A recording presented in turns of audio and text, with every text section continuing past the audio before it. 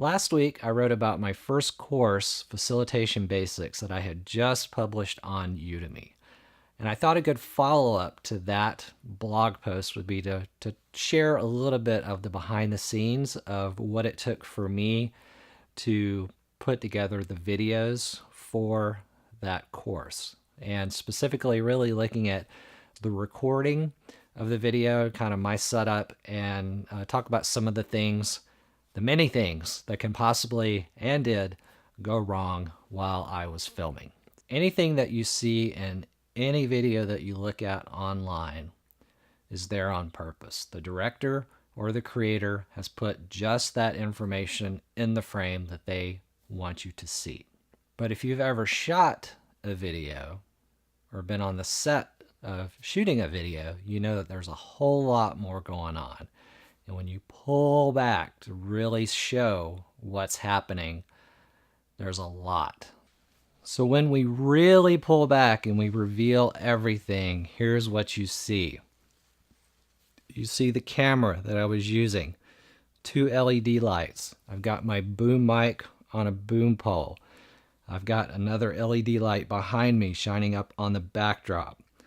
I have my audio recorder right here plugged into the boom mic. I have my laptop right here sitting on a box high enough that I could get to, because as it turns out, I was trying to use a remote to change my slides, and the boom mic was picking up the click of that. So after 3 different test videos that I submitted to Udemy, I felt like I finally had everything the way I wanted it and how it needed to be. I had the lighting, had the camera in the right place, audio was sounding good, so I was ready to go. So what could possibly go wrong once you've got everything planned out? Well, a lot of things. During the recording, and again, this was an 8-hour day, so it was a long day, so things were bound to happen.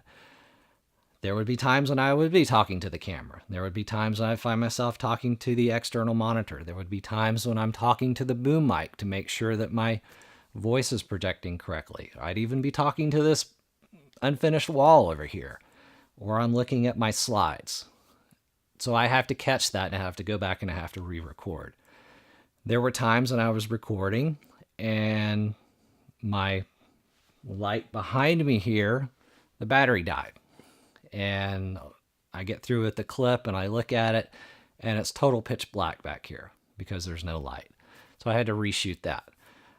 There were times when I would come down and after a break or something, and I forgot to turn the basement lights off. So this is what it looks like with the basement lights off, and this is what it looks like with the basement lights on. If you have the white balance on your camera set to daylight and you're turning on lights that are not daylight balanced, you're going to get different color temperatures introduced into your video. And I would like to say that it was something that I noticed pretty quickly, but often I would spend 10-15 minutes recording and then happen to look up and go, oh, the lights are on. And I would have to turn them off and reshoot everything. I mentioned the boom mic, and I mentioned the fact that even though I thought I had everything in frame, after I had shot everything for the entire day, I realized that the boom mic was just hanging at the top of the frame. So I had to go in and adjust all my clips, zoom in to about 105% just to get the mic out of the frame. Even though the boom mic turned out to be the best audio option because it really captures sound and your voice well, it's very, very sensitive. I had originally, before I had this light back here, this battery powered light, I had an LED light that had a fan built into it. And the mic was picking up the fan back behind me. So I had to not use that light and figure out another option. I had brought in a mat that I was going to stand on to help my feet because I'm just standing here in socked feet. And every time I moved on the mat, it would crunch and the boom mic would pick it up. So I had to eliminate that. And yes, I have no shoes on.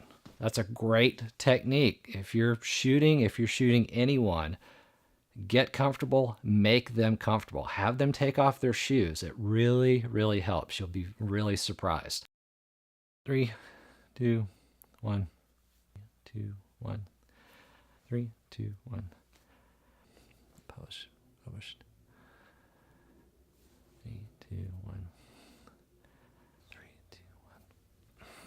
Ah, 3, 2, 1. 3, 2, 1.